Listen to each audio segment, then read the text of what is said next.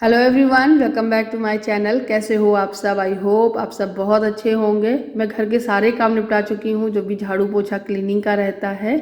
और उसके बाद मैं आ गई हूँ ब्रश करने, मुंह हाथ धुलने और फिर नहाने जाऊँगी। बस मैं नहाने जा ही रही थी, तब तक आध्या भी उठकर आ चुकी थी। छुट्टी के पूरे मज़े लिए जा रहे हैं।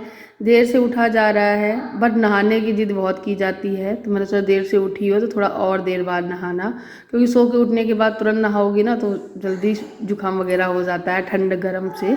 फिर मैंने इससे बोल दिया तो मेरी बात मान गई थी और फिर मैं नहाने गई थी, नहा कर आई।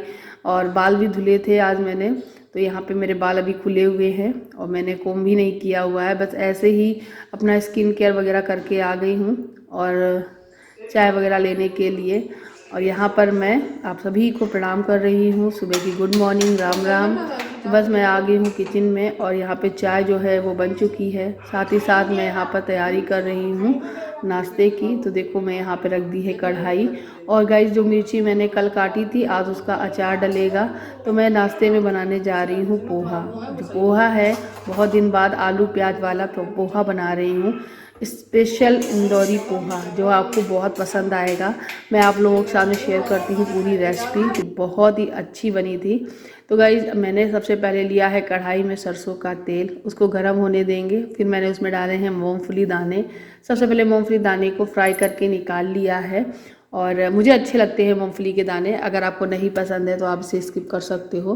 फिर उसी ऑयल में मैंने थोड़ा सा राई डाला है, जो सरसों का दाना होता है वो, उसको भून लिया है, चटकने दिया है। फिर मैंने इसमें बारीक कटा हुआ प्याज और लंबी स्लाइस वाली कटी हुई हरी मिर्च है वो ऐड कर दी है। 2 मिनट इसे बस भूनेंगे, हल्का सा इसका कलर चेंज होगा, एकदम लाइट सा। उसके बाद मैंने आलू के छोटे छोटे से चिप्स जैसे काट के रखे हुए हैं, वो इसमें मिला देंगे। एकदम बारीक बारीक काटे हैं और आलू की स्लाइसेस। इससे क्या होगा कि आलू जल्दी पक जाएगा, नहीं तो फिर बहुत ज़्यादा टाइम लेता है। तो ये सब भुनने के बाद मैंने जो आलू बारीक कट करके रखे थे पानी में, ताकि आलू काले ना पड़े, उनको निकाल के इसमें मिला देंगे। और इसको मिलाने के बाद इसमें हल्का सा ना के बराबर नमक ऐड कर देंगे, ताकि ये जल्दी से गल जाए। जब हम इसमें नमक हल्का सा मिला देते हैं तो जो कुकिंग प्रोसेस है थोड़ा सा ज़्यादा बढ़ जाता है और जल्दी पक के तैयार हो जाता है। अब बस इतना सब करने के बाद जो पोहा है उसको मैंने पहले ही साफ़ करके धुल लिया था। धुल के उसमें थोड़ी देर के लिए भीगा हुआ जो था उसी में थोड़ी सी चीनी, चीनी मैं ज़रूर डालती हूँ, बहुत अच्छा टेस्ट आता है। थोड़ा सा नमक, हल्दी मिला करके एक साथ मिक्स कर दिया और इसको छोड़ दिया है। तो वो देखिए फूल रहा है, बहुत अच्छे से पोहा है वो फूल जाता है। ढक के पका लिया था मैंने आलू और प्याज को, ताकि अच्छे से पक जाए। और बस 10 मिनट के अंदर अंदर ही ये पोहा पूरा तैयार हो गया था। 5 मिनट लगा था इसके आलू पकने में और 5 मिनट लगा था मुझे बनाने में। बस ये पोहा जो है मैंने भिगो के रखा था, सब चीज़ें इसमें पड़ी हुई थी, बस इसको मिक्स करना था। तो मैंने इसको इसमें डाल दिया है और मिक्स कर दिया है। ऊपर से हरा धनिया डाल दिया है थोड़ा सा, और अच्छा सा मिक्स दे देंगे।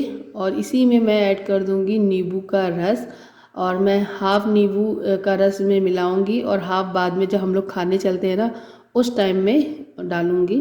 तो नींबू से ना, जैसे आप नींबू डालोगे इस पोहे का कलर ही चेंज हो जाएगा, टेस्ट बहुत बदल जाता है और खिला खिला सा बनता है।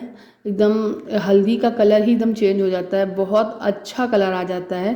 तो नींबू ज़रूर डालिएगा और चीनी भी बहुत अच्छे से डालिएगा। ये नहीं कि कंजूसी करो, कि जैसे कि ये आप देख सकते हो इतने पोहे में मैंने 1 चम्मच भर की चीनी डाली है।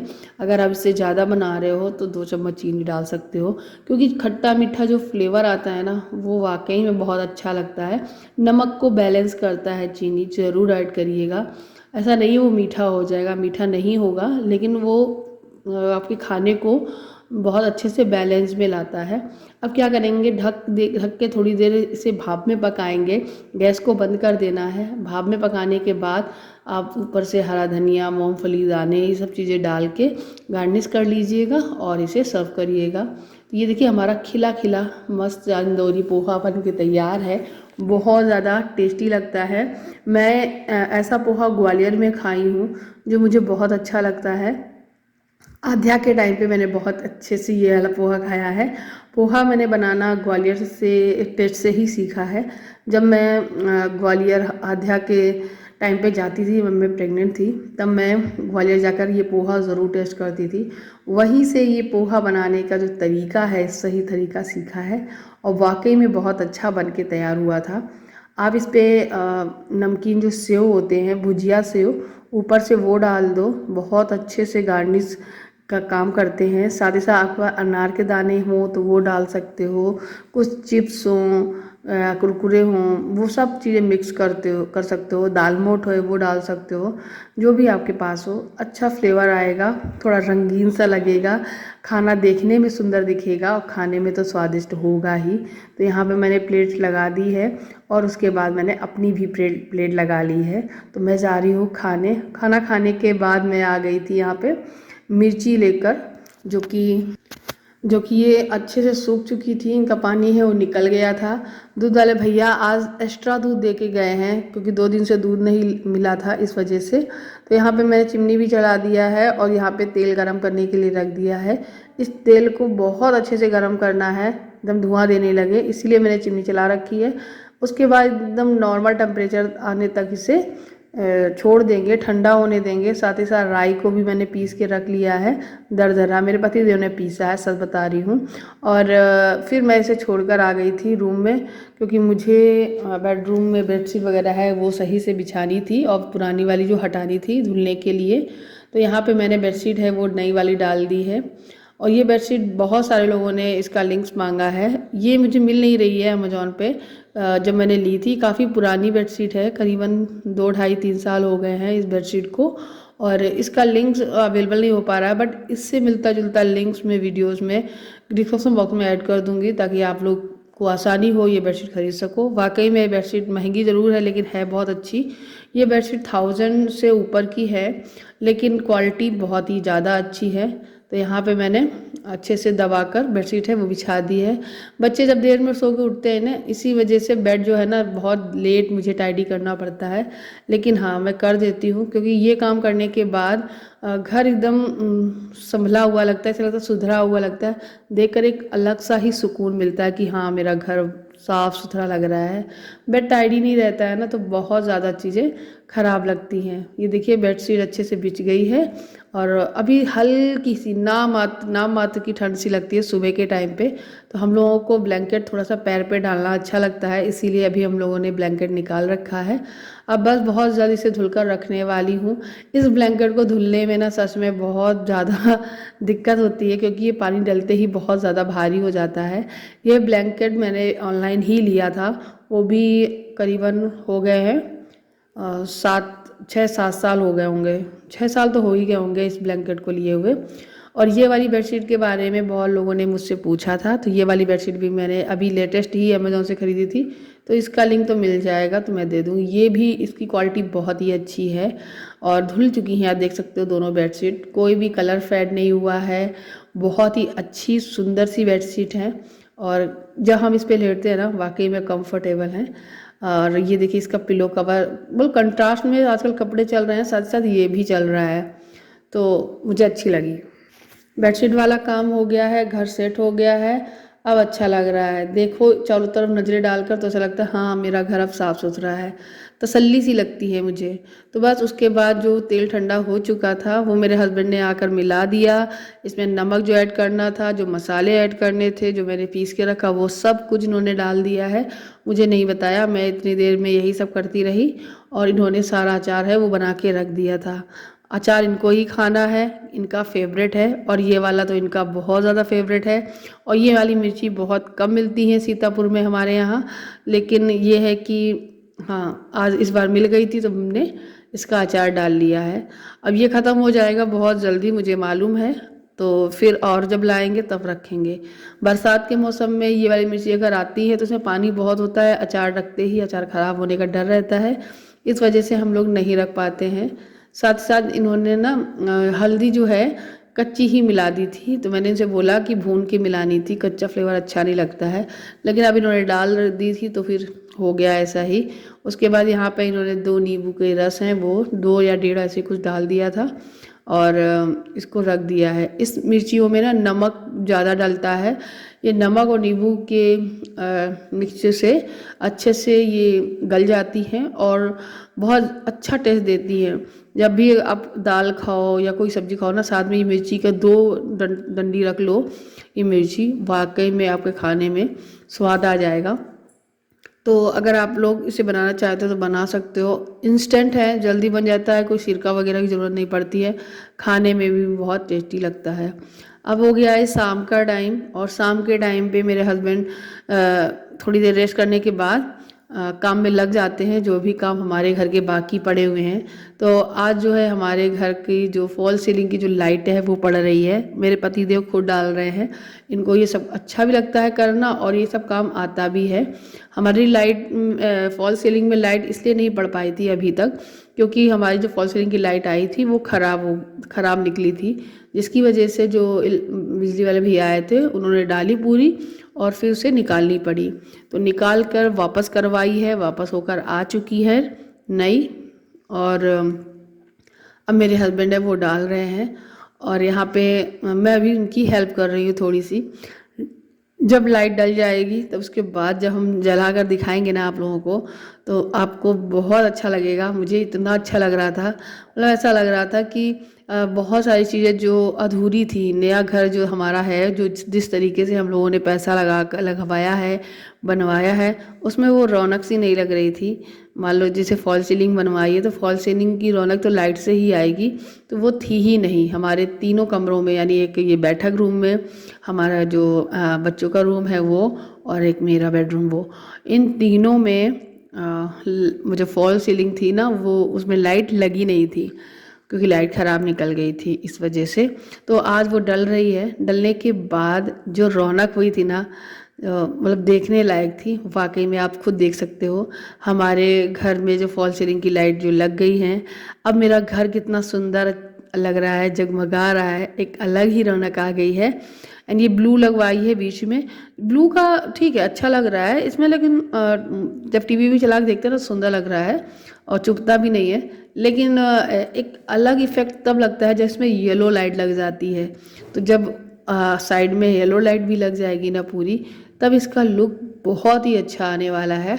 आप लोग बताइएगा। मैंने हॉल में ब्लू और जो येलो है वो लगवाई है, बेडरूम में भी ब्लू और येलो ही सोचा है, बस डायरेक्शन अलग अलग हो जाएगी। ये देखिए येलो लाइट लग रही है। और जो बच्चों वाला रूम है उसमें 3 लेयर वाला है, तो उसमें मैंने ब्लू, रेड एंड येलो, ये 3 टाइप की लगवाई हैं। पूरा प्रॉपर लगने में अभी थोड़ा वक्त लगेगा क्योंकि ब्लू वाली ख़त्म हो चुकी थी, इसलिए बेडरूम में लग नहीं पाई, पूरी थोड़ी सी ही बची थी। और बच्चों वाले रूम में येलो वाली लग गई थी, ब्लू है ही नहीं, तो वो लगेगी आकर बाद में जब लाएंगे खरीदेंगे। फ़िलहाल रेड लगी हुई है। और गाइस घर तो बहुत अच्छा लगने लगा, चमक गया है, पर हालात कुछ ऐसे हो गए हैं कि घर छोड़ के ही भागना पड़े। मतलब बहुत खर्चा हो चुका है, स्थिति बहुत ज़्यादा ख़राब सी है इस टाइम। और हम लोग छोटी छोटी जो बहुत ही नॉर्मल सी छोटी छोटी चीज़ें हैं उनको भी लेने के लिए अभी बहुत सोचना पड़ रहा है, क्योंकि उससे पहले हमारी जो ज़रूरत है, बच्चों के एडमिशन कराया था उसमें फ़ीस देना, अभी दक्ष की भी वैन स्टार्ट हो जाएगी उसकी फ़ीस जमा करना, दक्ष का नया एडमिशन हुआ है तो उसकी बुक्स वगैरह में पैसे लगाना, उसका बैग बुक टिफ़िन वगैरह ये सब कुछ लेना, बुक्स तैयारी कराना, इन सब की हर मंथ स्कूल में आध्या के साथ साथ अब दक्ष की भी फीस देना। तो डबल खर्चा हो चुका है, बढ़ चुका है, मतलब खर्चा कम नहीं हुआ है, वो बढ़ गया है। तो हालात कुछ ऐसे ही हो गए हैं हमारे कि घर ही छोड़ के भाग जाओ और कुछ मत करो, ना घर में करो ना ही घर का खाओ, कहीं और ही निकल लो। तो कुछ ऐसी हालत हो गई है। तो ये देखिए हमारे बेडरूम की लाइट इसमें बीच में डाली हुई है इन्होंने, और येलो लाइट, और किनारों में डालेंगे ब्लू लाइट। मैंने कुछ इस तरीके से सोच रखा है। पंखे जो हमारे घर में है वो पुराने ही लगे हैं, सोचा था बहुत कुछ था कि नया लगवाएंगे लेकिन बजट नहीं था, तो हमारे पुराने वाले लगे, वो भी बुरे नहीं हैं, बहुत अच्छे हैं। मैंने इनको अच्छे से सर्फ से साफ करके सुखा कर इनको लगवा दिया। पंखे भी मेरे हस्बैंड ने ही लगाए हैं।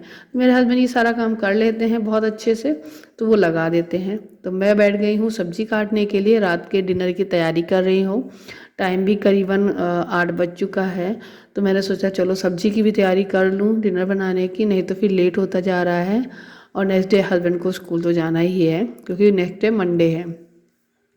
तो यहाँ पे मैं बनाने जा रही हूँ आलू और परवल की सब्जी, जो कि परवल बहुत दिन बाद आए हैं, या फिर ये बोल सकते हैं सब्जी ही परवल की बहुत दिन बाद मार्केट में दिखी होगी इसलिए। तो यहाँ पर आलू काट लिए हैं साथ में, क्योंकि खाली परवल तो मैं बनाऊँगी नहीं, क्योंकि मुझे ऐसे अच्छा नहीं लगता है।